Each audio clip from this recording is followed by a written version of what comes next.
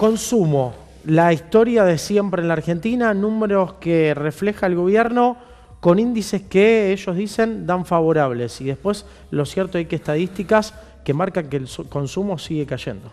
Sí, nosotros desde Deuco venimos hablando de, para hacer alguna comparación con el tema también del dólar, de una canasta oficial y una canasta blue.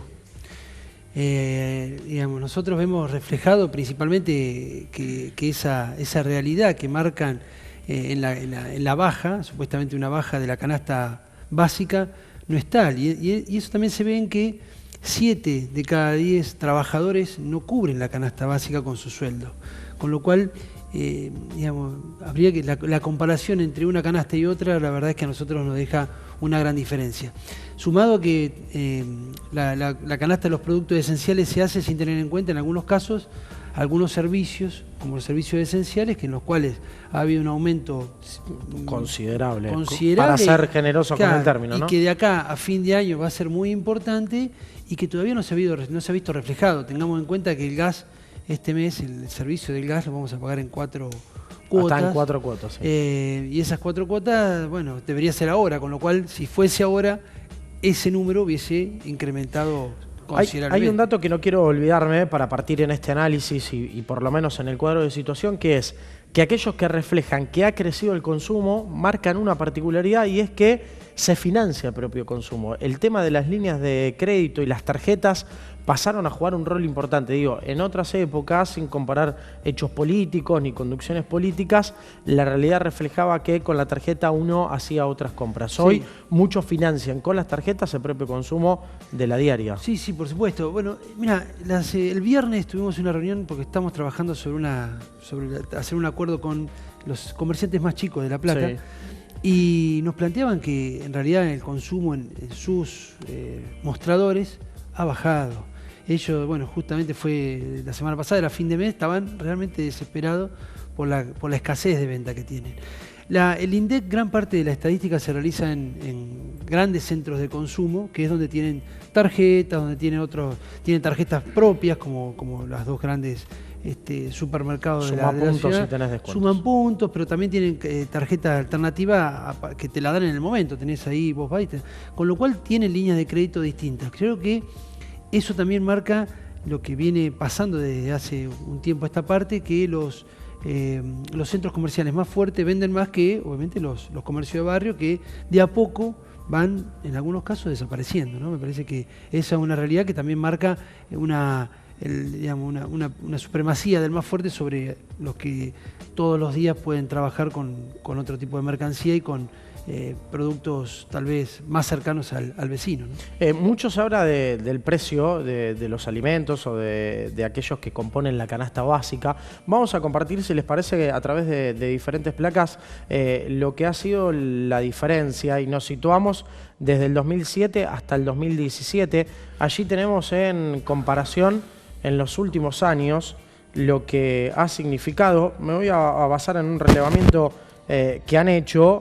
Por ejemplo, el kilo de asado, es increíble lo que ha aumentado en 10 años. Bueno, todo ha aumentado, pero por ejemplo, el kilo de asado en el año 2007 valía 9 pesos con 93 y hoy vale 120 pesos. Para situar, por ejemplo, la leche pasó de costar en el 2007 2 pesos con 60 a hoy ensayé a costar 20 pesos. Y por ejemplo, allí está el tomate. Me cito en otro, el aceite indispensable, costaba 6 pesos, hoy cuesta 52. Bueno, yo creo que, mira, no traje acá el número que nosotros tenemos sobre los últimos, tenemos un relevamiento hecho siguiendo estos últimos 10 años, y obviamente que el aumento más fuerte se ha dado en algunas etapas, como en nuestros últimos 2 años. Hubo en estos 10 años momentos, el 2015 también fue, el 2014 fue un año en donde el incremento fue muy importante, pero en estos últimos 2 años fue considerable. Y hay un dato que nosotros siempre tenemos atado como asociación de consumidores, que es el incremento del tema salarial. Acá lo que nos está pasando en estos últimos 2 años es que el incremento de la canasta básica, el incremento de los servicios y el incremento de otros insumos han sido muy importantes frente a que no ha habido un acompañamiento de la recomposición salarial, y eso se ve reflejado sobre todo el año pasado, pero también este año, ¿no? Entonces creo que ahí es donde más se siente la baja o la merma del consumo, más allá que algunas estadísticas marquen lo contrario. Sí, y digo, para agregar, no solo que no se refleja en los salarios, sino que además ha aumentado fuertemente el desempleo, es decir, que es más complicado todavía para algunos sectores, porque la brecha se vuelve cada vez más profunda. Bueno, mira, sí, hay el último informe del INDEC, fíjense que donde se marca más, donde se acentúa el crecimiento es en el tema de indigencia, más que en el tema de pobreza, que dice que hay una baja, en el de indigencia se acentúa, que tiene que ver justamente en aquellos sectores donde, como decían el otro día en una charla que teníamos en un barrio, no hay changas. Mucha gente vivía de changas. Bueno, hoy que permitía en esos ámbitos el consumo, y está atado a lo que yo les contaba de los almacenes de barrio.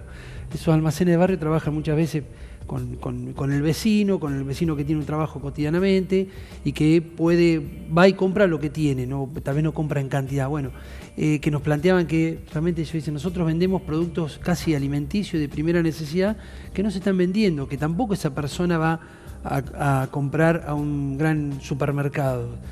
Compra menos, evidentemente hay un consumo menor en los barrios, en algunos sectores poblacionales más humildes, de menor capacidad económica, eso se ve, hay una baja y tiene que ver también con la falta de trabajo, ¿no? El crecimiento, digo, en los precios es no solo para los productos de primera línea, en segunda y en tercera línea también han crecido mucho en los últimos años, y a diferencia de lo que sucedía años atrás, hay ciertas irregularidades también con el precio cuidado.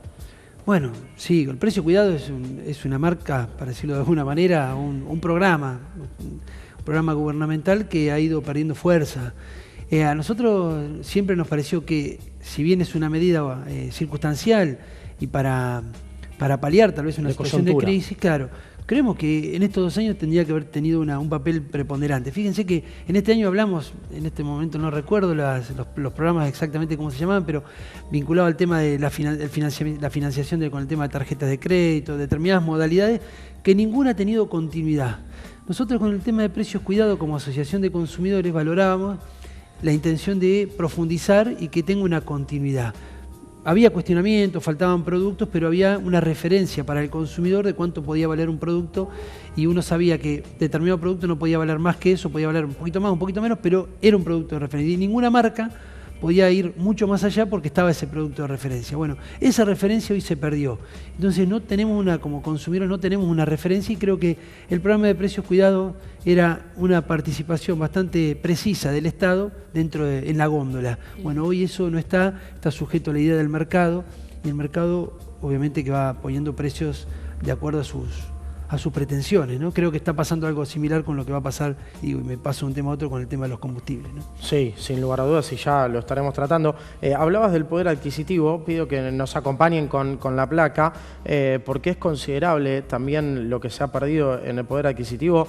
Nos situamos en el año 2007 al año 2017, el salario mínimo era de 980 pesos en el año 2007, hoy es de 8.860. Y escuchen esto, las particularidades. En la comparativa, esto tiene que ver a la compra de 1.000 pesos en productos en el año 2007, uno podía adquirir 102 kilos de asado. Hoy con 1.000 pesos, 8 kilos de asado. Si vamos a la yerba, en el año 2007 con 1.000 pesos se podrían adquirir 357 paquetes de yerba y hoy 14 paquetes de yerba. Por eso, son datos que creo que se reflejan por sí solos. Pero, insisto, me parece que también ahí, digamos que estamos hablando siempre de una economía familiar, la economía de la casa. En estos 2 últimos años no podemos dejar de ver lo que, digamos, le da dignidad a una casa también, que son los servicios públicos, que han tenido un incremento sin comparación en ningún momento. Es más, creo que estos 2 primeros años de este gobierno van a ser caracterizados, cuando pase mucho tiempo, por pensar que, ¿te acordás cómo aumentaban los aumentos en aquel momento? Creo que ha sido muy importante. Que tienen un ajuste cada 6 meses. Tienen un ajuste cada 6 meses. Creo que, y no sabemos hasta cuándo y hasta cuánto. Que eso es lo resalto porque, si bien estos números estadísticos, y bueno, en algunos casos puede ser más favorable a aquel momento, más favorable a este momento, creo que en lo que es la economía familiar ha tenido una trascendencia muy importante el tema de el incremento en los 3 servicios por lo menos esenciales, como es el agua, el gas y la luz. Y también, digo, en este año por ahí uno no lo ha visto, pero han aumentado en estos últimos meses la telefonía móvil, ha aumentado el tema de las prepagas, hubo un aumento en septiembre y otro aumento en octubre.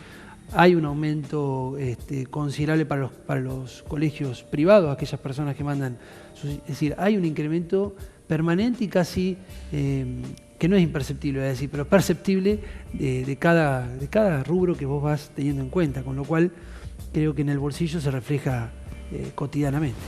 ¿Está determinado de alguna manera ese aumento en cuánto perjudica o favorece a los productores mismos? Digo, porque en la cadena de producción y de consumo son muchos actores, ¿no?, los que intervienen.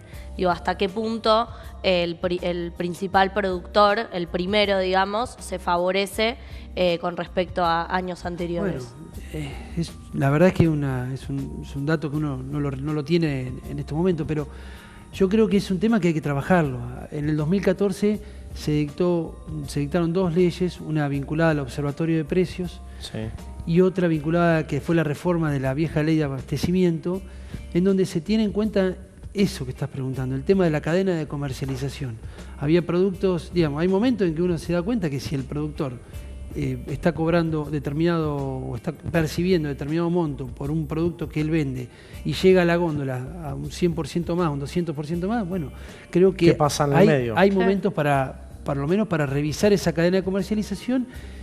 No digo obligar, pero sí por lo menos marcar tendencia dentro de esa cadena de comercialización de cuánto podría cobrar cada uno de esos sectores. Si no, estamos, creo, hablando de abusos y distorsiones que, insisto, hay una ley que hoy no se aplica, que no se aplicó tampoco antes, digo, desde 2014 se ha aplicado muy poco, y creo que tiene que ser utilizada en estos momentos en donde los productos van teniendo cada vez una escalada más importante. Porque también, digo, pensamos en productos, en marcas primeras o segundas, bueno, pero hablamos de empresas, y claro, digo, hay un marco favorable para las empresas, en definitiva, digo, más allá del gobierno, de que son determinaciones gubernamentales, por detrás están esas empresas monstruosas que no creo que estos aumentos tan importantes no los perciban ellos. No, por supuesto, a ver, por ahí hace, tal vez 2 meses atrás, ¿se acuerdan cuando fue el aumento, la escapada del dólar, esa escalada?